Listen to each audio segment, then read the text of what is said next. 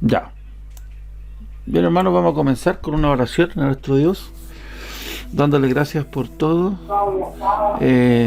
Vamos a orar para que el Señor nos sea eh, ayudando en este día, sea Él obrando. Vamos a darle una oración a nuestro Dios. Señor, te damos gracias. Vamos a ti en el nombre de Jesús, Padre, agradeciéndote por todo, Dios mío, por las cosas que tú haces en nuestras vidas, porque tus propósitos, Señor, y tus caminos no son nuestros caminos, Señor, porque siempre nos sorprendes de una u otra manera, Dios mío, y tu mano está en todo lo que tú haces. Tú tienes el control de todas las cosas, de los tiempos, Señor, y te queremos agradecer, Dios mío, por esto. Señor, te pido que tú nos seas limpiando cada día, Señor, hoy, para poder hablar, Señor, para poder verte en la Escritura, Señor, porque sabemos que sin santidad nadie te ve y nosotros queremos verte en este día por medio de esta clase, Señor, que lávanos y límpianos a cada uno, Señor, que pueda escucharse, Señor, la voz de tu Espíritu Santo y abrir nuestro corazón, nuestro entendimiento para poder abrazar lo que tú quieres dar el día de hoy. Te pedimos por los hermanos que han apartado su tiempo, Señor, bendícelos cada día, guárdalos, protégelos. Si están pasando alguna dificultad, Señor, o algo bueno, Señor, tú seas con ellos siempre, en todo momento. Te agradecemos todo, Señor, entregamos en tus manos este estudio del día de hoy, en el nombre poderoso del Señor Jesucristo. Amén. Pero hermanos, vamos a hablar hoy algo importante, siguiendo con la temática de la bibliología. Es un tema muy fascinante, si bien nosotros lo tomamos, es algo, digamos, algunos lo llaman como básico. En realidad yo no lo encuentro básico, lo encuentro clave para el estudio bíblico. Hoy día se encuentra cada persona, no sé, opinando en las redes sociales referente a la Biblia, errores gramaticales y montones de cosas que nos damos cuenta que justamente no conocen esto y generan estas confusiones en el mismo pueblo de Dios que yo les digo siempre que la gente se pierde por falta de conocimiento. No lo digo yo, sino lo dice su palabra. Siempre digo yo que la sana doctrina es importante, y la palabra doctrina dijimos que era enseñanza. No sé si usted, pues yo he escuchado a varias personas decir, yo enseño doctrina, y ese es un error terrible, porque la misma palabra doctrina es enseñanza. O sea, nosotros sí enseñamos la palabra de Dios. Y ahora, la enseñanza clara, precisa, concisa, hermenéuticamente une, no divide.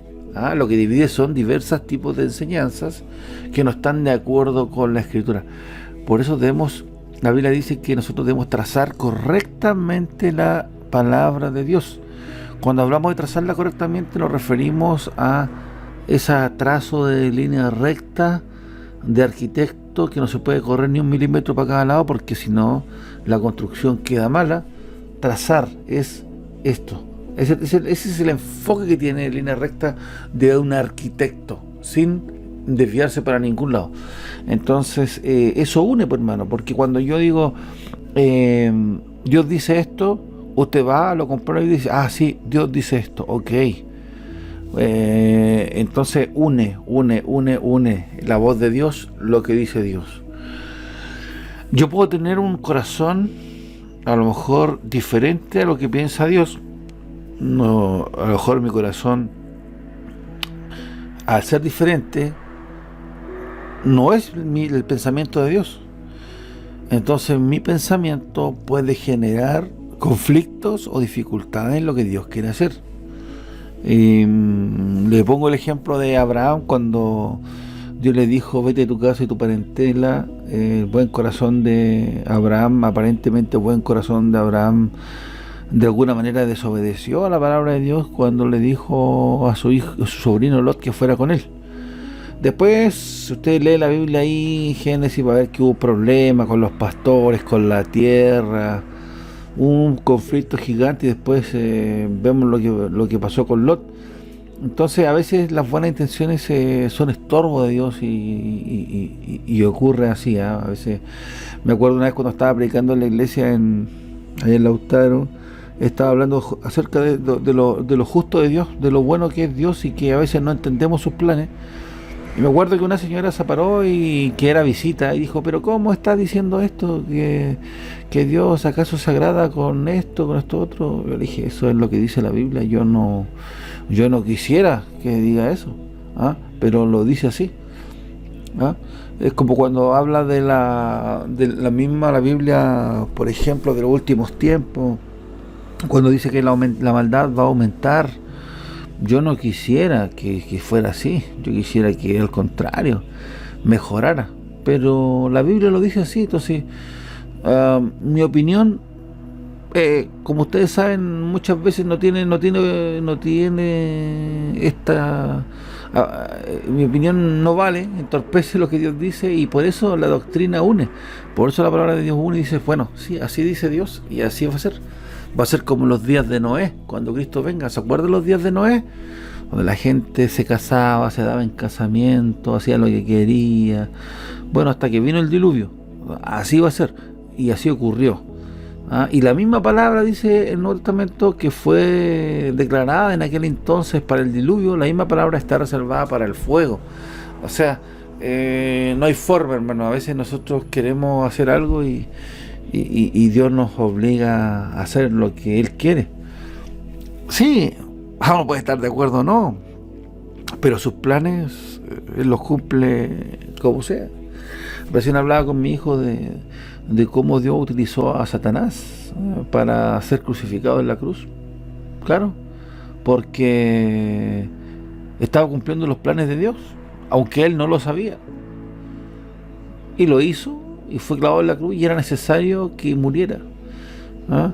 Jesús sabía que tenía que morir en la cruz, por eso cuando estaba orando decía, estaba ahí, él botaba gotas de sangre cuando oraba ahí en Getsemaní, y decía, bueno, Padre, si es posible páseme esta copa, pero no se haga mi voluntad. Él sabía que iba a haber un sufrimiento dentro de su humanidad, una separación del Padre, de los santos con lo pecaminoso. Por eso Dios decía, Padre, ¿por qué me has abandonado en la cruz? Entonces Él sabía lo que venía, y Él ya se había dado, dice la Biblia, antes de la fundación del mundo. Entonces sus planes se cumplen, sus promesas se cumplen, y por eso la Biblia es un libro que cumple todas las profecías. Todo lo que está escrito allí se cumple. Tan así que el profeta Jonás, ¿se acuerdan del profeta Jonás? Dios lo mandó a predicar, ¿no es cierto?, a Nínive, a arrepentirse, y él no quería, bueno, no quiere, bueno. Al final tuvo que un pez grande, ¿no es cierto?, lo tragó y lo dejó, y se había ido a Tarsis, porque se había arrancado a Tarsis para no predicar. No le tenía muy buena a ellos. Y Dios por las malas también hizo y lo utilizó en sus planes. Él es Dios, hermanos. Él sabe cómo hace. Pero sus mandamientos no son gravosos, al contrario. Al contrario, nosotros cuando no estamos con Dios, ahí sí que, hermanos, somos esclavos del pecado. Ahí sí que no podemos mirar adelante. Ahí sí que no podemos nosotros avanzar o ver la luz. Cuando uno llega a Dios, hasta los colores brillan de manera diferente.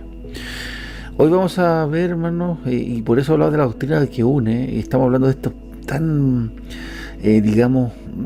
importante, evidencia, llamémosle un poco apologético también, de la Biblia. Hoy vamos a hablar un poquito de la circulación de la Biblia siguiendo esta temática, hermanos, tan tremenda de la Escritura. La introducción, como modo de introducción, fíjese que Dios se hace conocer, se da a conocer o se revela a sí mismo para salvación del ser humano. Él se da a conocer. ¿De qué otra forma podía hacerlo? Sino a través de la misma Biblia, a través de hombres inspirados. Era la forma correcta. Esta revelación es por medio del registro que Dios nos ha dejado, que es la Biblia. En esta lección vamos a ver nosotros cómo nos llegó la Biblia a nosotros desde sus manuscritos originales hasta su formato actual. Y esto es importante, hermano, porque, bueno, hay estudios, no sé si lo hemos hecho alguna vez en la iglesia, en algunos juegos, o usted véalo ahí, busquen en YouTube, en algún lado, vea, cuando uno hay una fila, nosotros, yo lo he hecho, en colegio, digamos, en dinámicas grupales, uno dice una frase y digamos, esa frase tiene que irse reproduciendo uno y otro, y al final se da cuenta que la frase que llega al final es una frase totalmente diferente. Por eso tenía que haber un registro escrito, ¿ya? Y fíjese, pues, que los manuscritos de la Biblia son importantes. Los manuscritos, cuando hablamos de manuscritos de la Biblia, es una copia escrita a mano en idiomas originales. Cuando nosotros dijimos, ¿en qué idioma? Hebreo o griego. Estos manuscritos se copiaban en letras mayúsculas, la letra llamada también uncial, o con letras minúsculas o cursivas, y eran copiadas en un rollo, un códice o en pergaminos, ¿ya? Una vez que se haya descubierto un manuscrito, hay que hacerle las siguientes preguntas. Cuando se encontraban estos rollos, se le hacía la primera pregunta: ¿es genuino? Es decir, ¿es verdad? ¿Fue escrito por un autor o autores cuyos nombres llevan la fecha que se refiere y contiene información originalmente dada por sus escritores? ¿Es auténtico? ¿Si esa información o ese contenido son verídicos? ¿Es de dudosa reputación o es puro? ¿Se puede comprobar o no su autor? ¿Es corrompido si su contenido ha sido cambiado o no? ¿Es creíble si son fidedignas las copias del original? ¿Si es íntegro? Es decir, si su contenido es auténtico o ha sido cambiado. O sea, cuando se encontraban los manuscritos tenía que pasar una prueba. No era así nomás, manuscritos. No. Tenía que pasar sus ciertas pruebas. El cuidado extremo en la preparación y en la preservación de los manuscritos del Antiguo Testamento se lo debemos en su mayoría a los escribas judíos. El pergamino tenía que ser hecho en pieles de animales limpios. Fíjese las características de estos pergaminos, hermano. Tenía que ser hechos en pieles de animales limpios. O sea, no cualquier piel, de animales limpios. Fíjese el registro que queda cuando están hechos en pieles. Debía ser preparado solamente por judíos. Bueno, demos un segundito, voy a cerrar la ventana, que tengo una ventana abierta.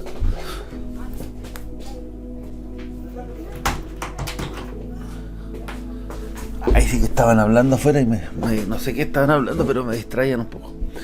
Tenía que ser de animales limpios, preparados por los judíos. Las hojas, esto visualícelo usted en su mente, véalo ahí, tenían que ser unidas por cordones hechos de piel de animales limpios también. O sea, tenía que tener un amarre especial. Fíjese la preservación. Cada columna debía tener no menos de 48 y no más de 60 renglones.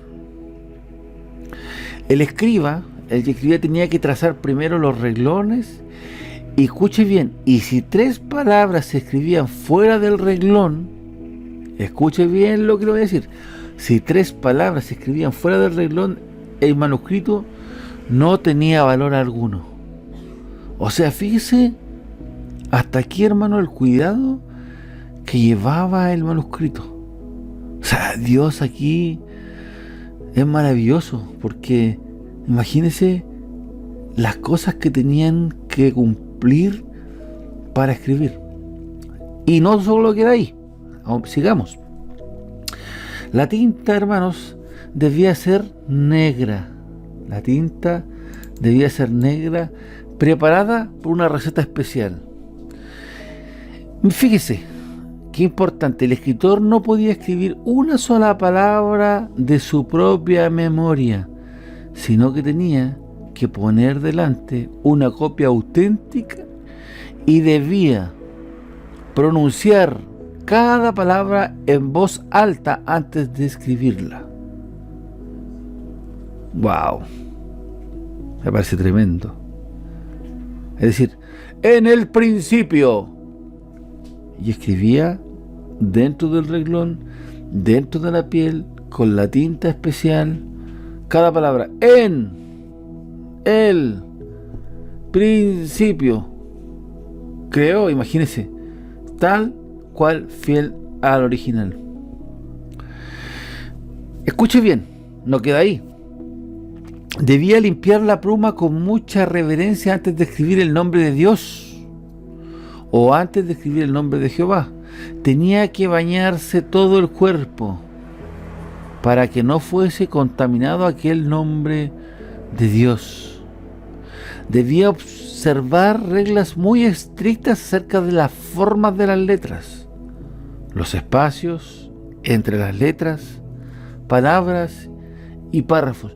Cada palabra y letra fueron contadas y una revisión cuidadosa hecha en cada rollo no más de 30 días después de su escritura.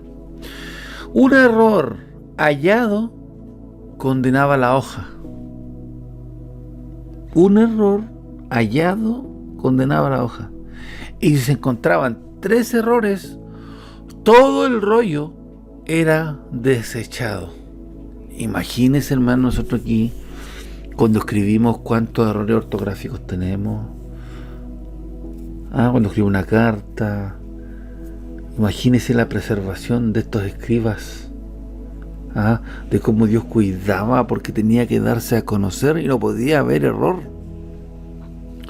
Cerca de 2000 manuscritos del Antiguo Testamento se conocen, pero pocos son completos. Los manuscritos del Nuevo Testamento, hermanos, fueron copiados con mucho cuidado por los cristianos del primer siglo. Más adelante, los monjes fueron los que copiaban y los guardaban escondidos durante los tiempos de la persecución.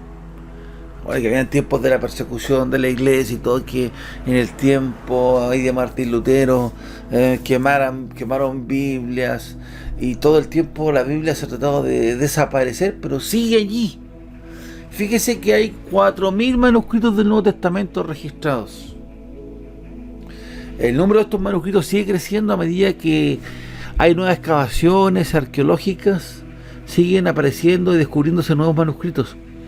Debido a todo el cuidado de preservar las Sagradas Escrituras, podemos tener plena confianza de que Dios ha guardado su palabra durante todos estos siglos.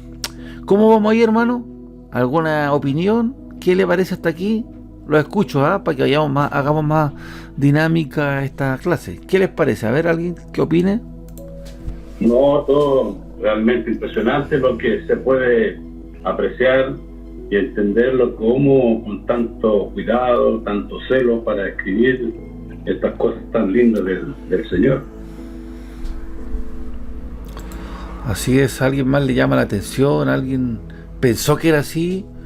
¿Alguien no tuvo la idea de saber cómo nos llegaron estos escritos? ¿Cómo tenemos la Biblia tal cual la conocemos? ¿Alguien tiene una opinión? ¿Algo? Yo estoy fascinado. Yo siempre cuando veo esto digo, wow, tenemos la Biblia. Esta palabra, si no es de Dios, imagínense, o sea, la certeza que tenemos, hermano. Por eso la Biblia no tiene comparación. ¿Alguien más quiere opinar? Si no avanzamos, ¿cómo vamos ahí? Dígame bien, o no entendió, ni un problema. A ver. No, bien. Estaba acordando, estaba escuchando y el tema de la parte de ortografía de uno de repente, cuando va a escribir un mensaje, algo, se toma con tanta liviandad escribir el nombre de Dios, lo escribe como cualquier cosa. Siempre que como lo hacían con cierta reverencia. Uno realmente se toma tan bien las cosas en cuanto a la escritura. Es sorprendente, la verdad. Es sorprendente ver la preocupación que tuvieron nuestros hermanos. Así es. Así es, hermano. Es increíble cómo Dios utilizó a aquellas personas. Toda la razón. Mire, hay unos rollos que se han encontrado no sé si usted ha escuchado los rollos del Mar Muerto, ¿ya? En el año cercano, ya más cercano a esta fecha, bueno, antes estábamos en el año, antes del 2000, ahora ya está un poquito ya pasado, pero aún cercano, en 1947, aparecieron unos manuscritos antiguos que empezaron a aparecer por Jerusalén. Algunos incluían partes de la Biblia hebrea, otros textos eran completamente desconocidos hasta ese momento. Enseguida quedó claro que estos textos habían sido encontrados por beduinos que andaban en las cuevas al borde noroccidental del Mar Muerto, a tan solo algunos kilómetros de Jericó. En el año 1956, beduinos y arqueólogos habían encontrado 11 cuevas que contenían una variada cantidad de manuscritos. Las excavaciones de los arqueólogos no solo descubrieron cuevas, sino también un asentamiento peculiar cercano de ellas, conocidos como Kibbutz Qumran, o más conocidas también como las cuevas de Qumran. Cuando usted escuche esto, bueno, se refiere a esto. Los hallazgos más ricos provenían de las cuevas 1, 4 y 11. En cierto sentido, las más controversiales provenían de las cuevas 7, donde todos los textos estaban en griego. En la cueva 1 fueron encontrados 7 manuscritos casi completos, además de otros textos fragmentados. Una gran parte del contenido de la cueva 4 fue extraída algunos días o noches antes de que los arqueólogos dieran con ellos. Esta cueva albergaba unos 15.000 fragmentos de texto, muchos de ellos muy pequeños. En la cueva 11 había muchos manuscritos importantes.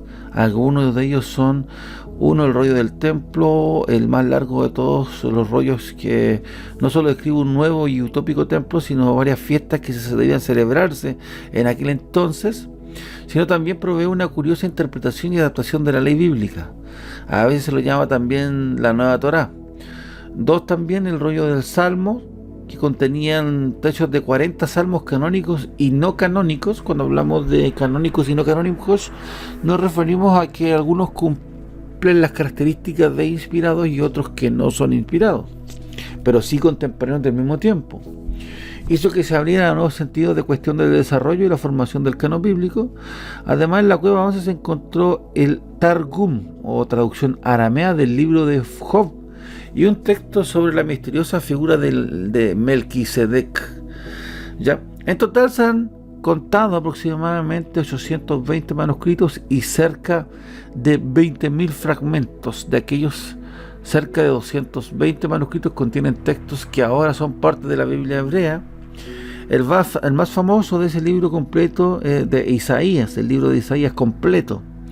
Otra categoría de texto estaba previamente disponible solo en griego u otras traducciones. Tal es el caso del libro de Tobías, previamente conocido en 3 versiones griegas. Una copia en hebreo y 4 en arameo fueron encontradas en la cueva 4, que contenía fragmentos de cada uno de los 14 capítulos del libro. También fueron encontrados varios fragmentos del libro Ben Sira, eclesiástico, entre otros pseudoepígrafes. Se identificaron numerosos fragmentos del libro de Jubileo, libro de Enoch. Hasta el momento eran conocidos sobre todo por su traducción etíope. Entonces aquí encontramos libros que corroboran, ¿no es cierto?, de alguna manera los escritos que tenemos ahora. Se encontraron libros contemporáneos no inspirados y otros sí inspirados, o sea, que ya estaban insertos en la Biblia. Recordemos que Cristo mismo afirmó y endosó el Antiguo Testamento. Hay libros que fueron en una etapa más tardía colocados en la Biblia por la Biblia, la traducción católica, que vamos a verlo más adelante. Por qué razón no son inspirados, ¿ya? Cuando hablamos de apócrifos, esta palabra es interesante y usted la va a escuchar, o deuterocanónico. La palabra apócrifo viene del latín apócrifus, y este es del griego, que significa oculto, significa falso, escondido, supuesto o fingido. Entonces, cuando usted escuche libros apócrifos, se refieren a estos libros ocultos o falsos, escondidos, fingidos, que hablan, que pareciera que, pero no son. hay mucha evidencia referente a estos libros de por qué razón no son inspirados. Cuando hablamos también de deuterocanónicos, del griego deuteros, que significa segundo, posterior, y canónicos, que pertenece a una regla del canon, es decir, se habla de una segunda o posterior inspiración o extracanónico o fuera del canon, o también se le denomina segundo canon. En cualquiera de los casos, estas palabras se ocupan de sinónimo, apócrifo y deuterocanónico, para escribir o para determinar o para que pueda entender tanto el estudiante bíblico, el lector o el hermano, que se trata de un libro que no tenía el canon o la medida para entrar en los libros inspirados. ¿Ok? Bien, el mayor número de manuscritos, sin embargo, representa textos que se desconocían previamente. Esto incluye comentarios bíblicos y paráfrasis. Cuando hablamos de paráfrasis, estamos hablando de parafrasear, que es decir, tratar de decir lo mismo pero en otras palabras, ¿ya? También eso es un poco peligroso cuando yo parafraseo la Biblia, aunque la puedo hacer en su manera, en su forma central, en su texto, teniendo una hermenéutica correcta, puedo dar a entender lo que se trata. Es lo que hace cuando un predicador expone el texto a la gente. Pero cuando ya llegamos a parafrasear el texto, a escribirlo como inspirado, genera problemas de interpretación. Por eso el cuidado tiene que ser de la interpretación original. Por eso cuando nosotros entendemos, vemos los comentarios, sabemos que es un comentario del original, ¿ya? Cuando nos referimos a paráfrasis, entonces nos referimos a esa, o expansión del texto bíblico, oraciones también y otros textos litúrgicos. Un tipo de textos más pertinentes para nuestro tema en esta oportunidad son los textos llamados libros de disciplinas y otros textos. Además, hay una variedad de textos astronómicos, calendarios. Muy recientemente han sido publicados varios textos también, también de sabiduría. Hasta el año 1991, el acceso a los trechos no publicados de este texto estaban restringidos a los editores designados previamente. A partir de ese año, fotografías de todos los manuscritos están disponibles para investigadores. La primera traducción de todos los textos descifrables apareció en español en el año 1992. Mientras tanto, hubo un tremendo progreso en la publicación de ediciones críticas de otros textos.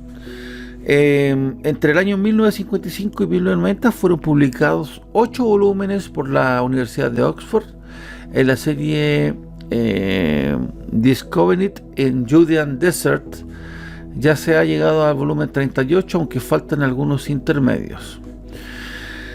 En fin, hermanos, lo importante de todo esto, yo le hago una pregunta. Algunos se preguntan, si hay tantos manuscritos escritos con el cuidado, ¿cómo podemos estar seguros que el que tenemos es la verdad? A ver, una pregunta que le lanzo a ustedes. El tener tantos manuscritos en su fuente original, en su escrito original, ¿cómo podemos estar seguros nosotros de la que tenemos es la Biblia original? A ver, ¿quién puede responder?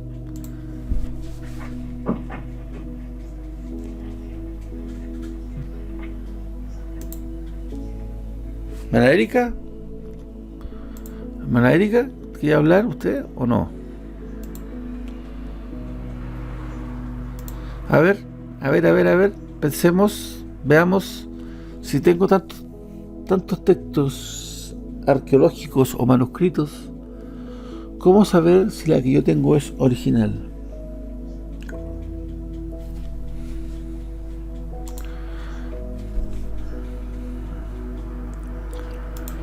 ¿Qué pasaría? Pablito, adelante. Bueno, hermano, bueno, yo pienso que la que estamos hoy en día, la que seguimos, la palabra que nos escuchamos y nos comprendemos hoy en día, puedo decir que esa es la verdadera porque esa va incluido del Espíritu Santo. Según yo, puedo ser por eso que es la verdadera, la que estamos en este momento. Como asegurarme que esa es la correcta. Habla del Espíritu Santo. Eso, hermano. Ya, sí, la Biblia, o sea, en los manuscritos también hablan del Espíritu Santo. En lo que estamos nosotros corroborando con estos ruidos de los muertos es corroborando que fueron las mismas. Imagínese usted que la Biblia se escribió en 1600 años, ¿ok? En un periodo de 1600 años. Pero nosotros ya, los últimos libros se escribieron alrededor del año, pongámosle para que tengan una idea, ya al año 100, 60, 70, 60, 60, 70 o menos después de Cristo. Pero estamos en el 2025. Entonces, esos fueron escritos muchos años atrás, miles de años atrás, se podría decir. Entonces, nosotros, ¿cómo estamos seguros de eso? ¿Qué hubiera pasado si hubiéramos encontrado una sola copia del Antiguo Testamento, por ejemplo? ¿Qué hubiera pasado?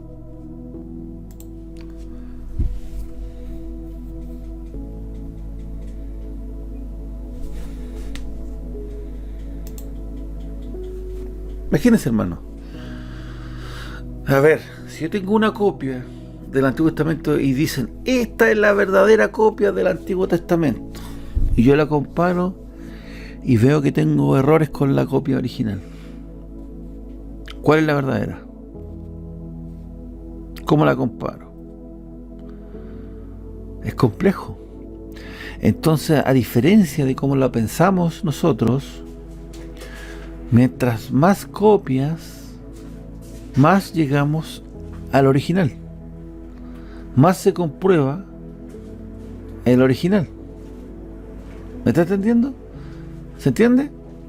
Si yo tengo 200 textos originales, 200 rollos del Nuevo Testamento o del Antiguo Testamento, y yo comparo mi Biblia y digo, es la misma de estos 200 rollos, entonces puedo estar más seguro, y citados por Dios, por Jesucristo, etc., puedo estar seguro que es la palabra de Dios.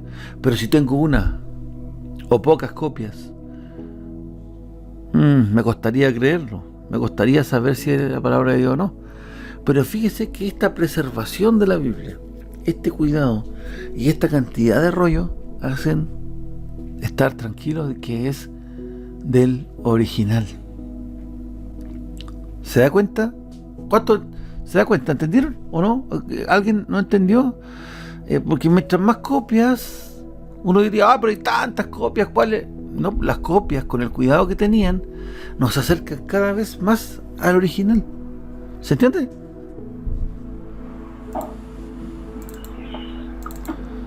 Amén, pastor. Sí, yo ahora me lo entendí bien. Claro, mientras más copias tenemos y al final nos damos cuenta de que tantas copias que hay, mientras más copias nos damos cuenta que la verdadera palabra es la que tenemos que seguir. Sí, exacto. Verdaderamente, sí.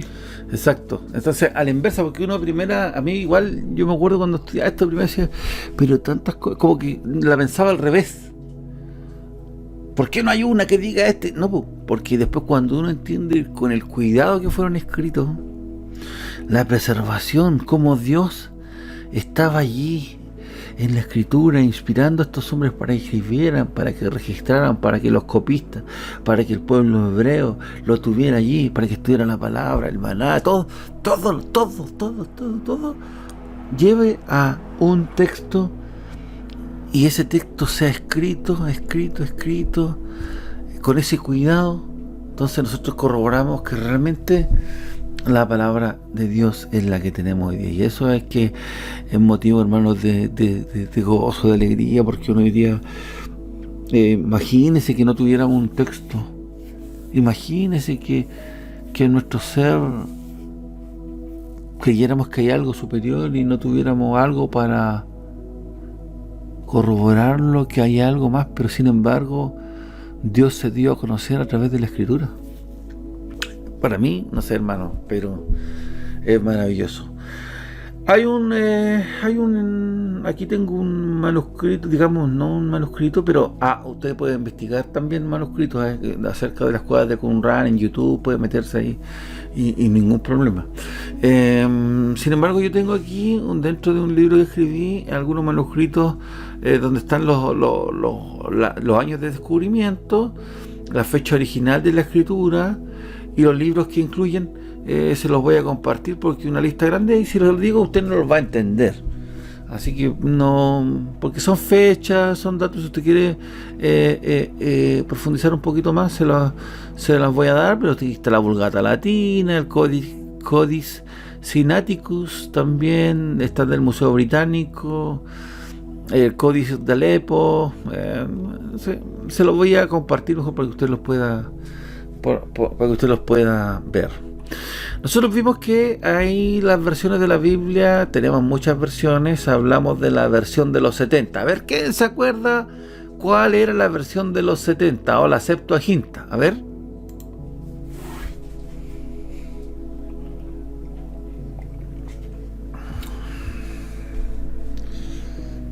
Vamos hermanos, repasemos. La memoria es frágil, anotémosla. La versión de los 70, ¿se acuerda que les dijeron que 70 escribas que escribieron el Antiguo Testamento al griego, ¿no es cierto? Y eso se llamaba la versión de los 70. Cuando habla la versión, se refiere a esta, la Vulgata Latina, ¿ya? Bien, la Septuaginta, también conocida. Esta es probablemente la primera traducción hecha en una versión del Antiguo Testamento del canon hebreo, traducida al griego en Alejandría, Egipto, el año 280 al 180 antes de Cristo. Recuerda que hasta eso Dios coincidió.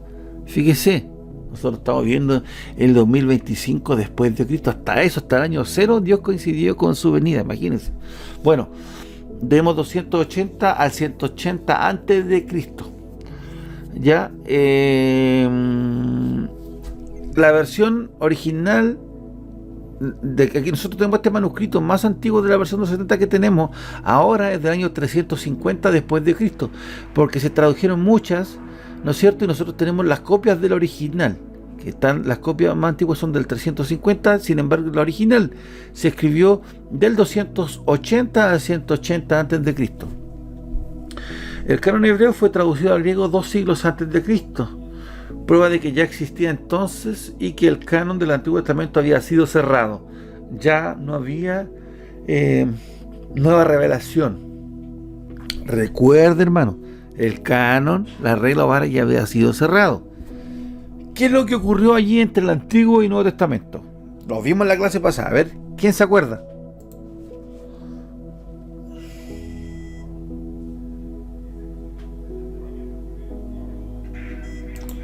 ¿Se acuerdan? Los años, llamados también los años de silencio. ¿Se acuerdan? Los años de silencio. Es decir, no hubo ni una profecía, no se escribió la Biblia, se cerró el canon. Ahora, nosotros dijimos que se cerró el canon, pero Dios seguía obrando, pero no había una nueva revelación que escribir. Yo estaba preparando todo para la venida de Cristo y lo vimos sobre el idioma griego, las carreteras romanas, ya lo vimos. ¿Se acuerdan o no? Que no se le olvide. Ya, bien, después tenemos la versión siriaca. En cuanto a toda la Biblia, es probable que la primera traducción del hebreo del Antiguo Testamento y del griego del Nuevo Testamento ha sido la siriaca del año 150 después de Cristo. Después tenemos la Vulgata de 400 después de Cristo. La versión es en inglés, la versión Juan Wycliffe en 1383.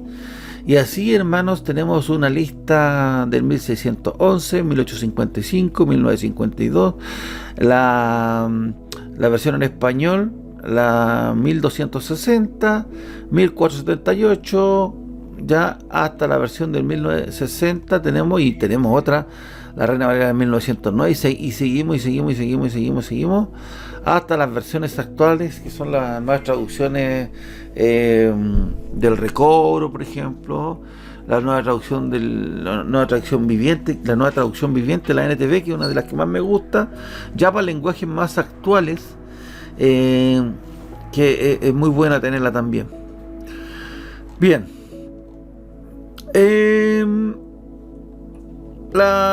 Tenemos, bueno, aquí este documento se los voy a compartir, pues por eso en detalle. Lo importante es que sí ha ido la Biblia avanzando en su traducción hasta llegar a estos espectaculares versiones de la Biblia, que a veces dan un poquito más de claridad sin perder obviamente la esencia del pasaje. A mí, para estudio bíblico, personalmente me gusta la Reina Valera del 1960, pero siempre es bueno tener una versión actual para ir corroborando, ¿no es cierto?, y entendiendo un poquito más cuando uno lee la Biblia misma. Después hay otros libros, como yo les digo, los comentarios bíblicos, diccionarios, todo tiene que ser, obviamente, hermanos, medido, revisado. ¿Por qué les digo yo? Porque pareciera extraño, usted me dice, pastor, pero ¿cómo? Sí, lo que pasa, hermano, que no todo lo que está en la librería cristiana es bueno. Ya nosotros encontramos, si usted ve libros, por ejemplo, en la Sociedad Bíblica Chilena, por poner un ejemplo, está en todos lados. Usted va a encontrar Biblias de todo tipo, libros de todo tipo, que hacen algunos más desviar que edificar, algunos tienen teologías, doctrinas que no son bíblicas, algunos tienen el objetivo de solo vender, de tener popularidad, de los bestsellers, de cuentos, de historias místicas. Ya, no todo lo que brilla es oro. Por eso tenemos que revisar bien los autores, quiénes son los autores, qué escribe allí, qué corriente tienen. Y si no sabe, hermano, investigue o pregunte, para que no va a estar leyendo un libro que aparentemente es cristiano y no sé, es un libro que desvía un poquito del tema central.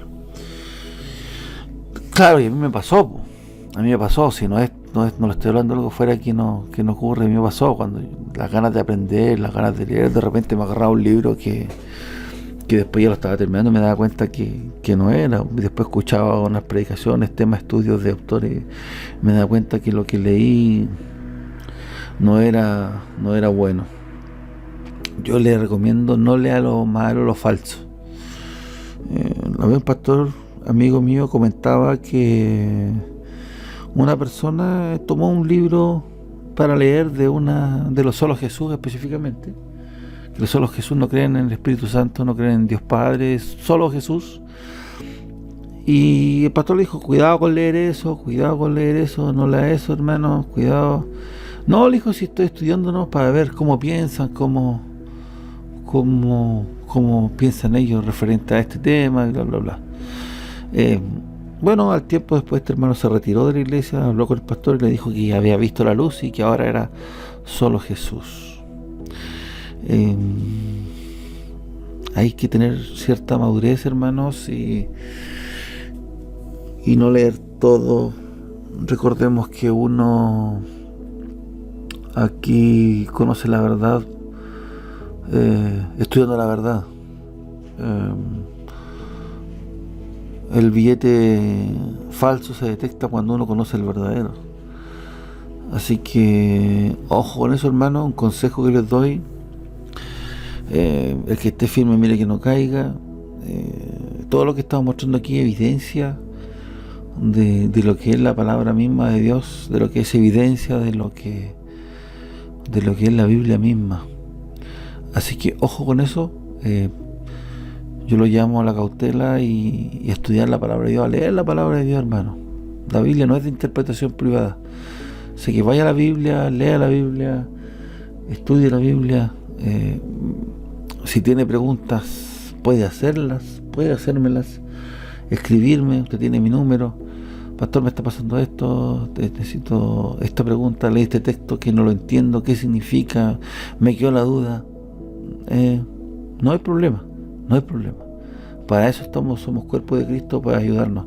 Somos la gente del libro, la gente de la Biblia. ¿Ah? Ahí es lo que ganamos nosotros nuestras batallas con la Biblia.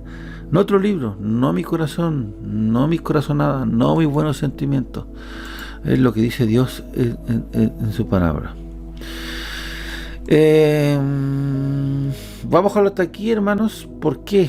¿Por qué lo vamos a dejar hasta aquí? Porque la próxima clase, el próximo martes, quiero hablar del canon, ¿ya?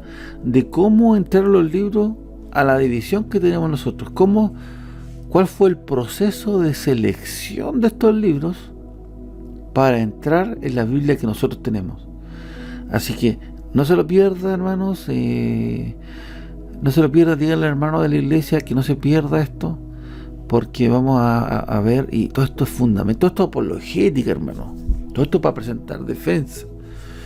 Es que la Biblia tiene errores, es que la escrita... No, la Biblia fue escrita, la Biblia es la misma, la Biblia cambia, la Biblia fue inspirada. ¿Qué es inspirado? ¿Qué es revelación?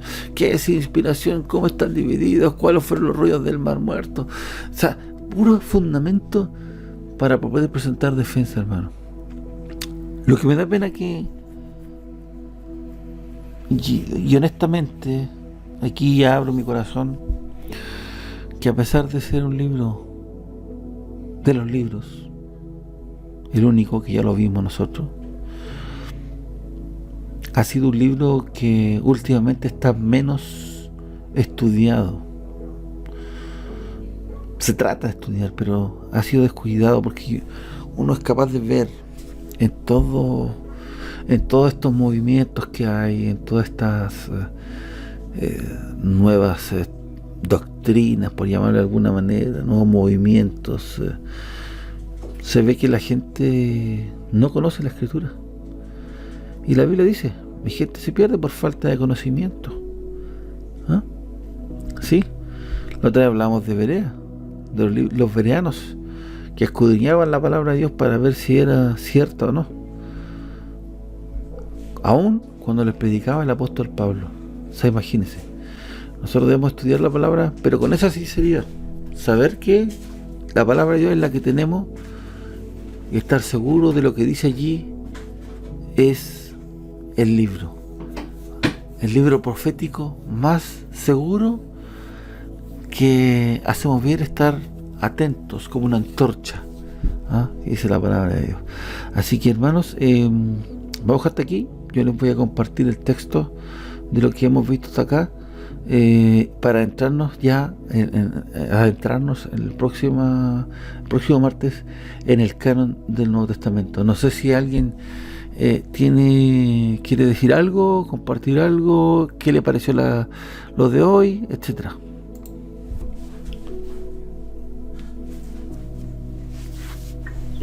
Bueno, realmente es algo muy edificante lo que uno escucha y puede aprender de esto tan importante, que la iglesia debe enriquecerse con esta enseñanza, con este estudio. Quiero decir que no todas las iglesias tienen este privilegio. Hay muchas iglesias que no conocen nada, y hablan de otras cosas, van dando vueltas en lo mismo de siempre, no sé cómo se mantienen de verdad. Pero yo doy gracias a Dios por este momento que Dios nos da para poder edificarnos, aunque a lo mejor no podamos entender todo, pero algo siempre queda en la memoria. Y por último, cuando hay una conversación por ahí, nos acordamos de lo que nos enseña. Sé que es una bendición de poder ver a mis hermanos, hermano Pablo, hermana Erika, mi esposa Jovita, y bueno, mi hermana Miriam avisó que no iba a estar hoy día porque tenía un trabajo en el colegio, así es que ese es el motivo. El resto de las personas no sé. Lo otro que también quiero proponer, ya que no tenemos culto el día domingo, que el día viernes a las 8:30 podamos tener un devocional, ya, para que estemos aprendiendo algo de la palabra también, ya que no vamos a tener culto. Entonces significa que si no tenemos culto van a ser 15 días sin juntarnos. Entonces, vamos a tener el privilegio de poder tener entonces un culto por medio de este WhatsApp, ya a las 8:30 del día viernes. Eso sería, mi hermano, y muchas gracias, Pastor Alberto, por tu participación, por exponer la palabra del Señor. Dios le siga usando. Le pido a los hermanos de la iglesia que le apoyemos en la oración al pastor, ya para que pronto también pueda tener una fuente de trabajo que está en este momento pasando. Entonces necesitamos que también el Señor le pueda bendecir al pastor y tener esa libertad también de poder venir a entregarnos palabras del Señor. Así que eso, hermanos, les dejo esta carga para este día sábado, ya que vamos a tener nuestra cadena de oración. Presentar también entonces esta petición para que el Señor abra puertas de trabajo a nuestro pastor, ya que realmente un padre de familia lo necesita. Eso sería, mi hermano, que el Señor le bendiga. Amén. Gracias. Gracias por tus palabras, sí. También se agradece la oración de cada uno de ustedes, que no se olviden de nosotros. ¿Alguien más quiere compartir sus palabras? Gratitud, ver qué le pareció hoy día.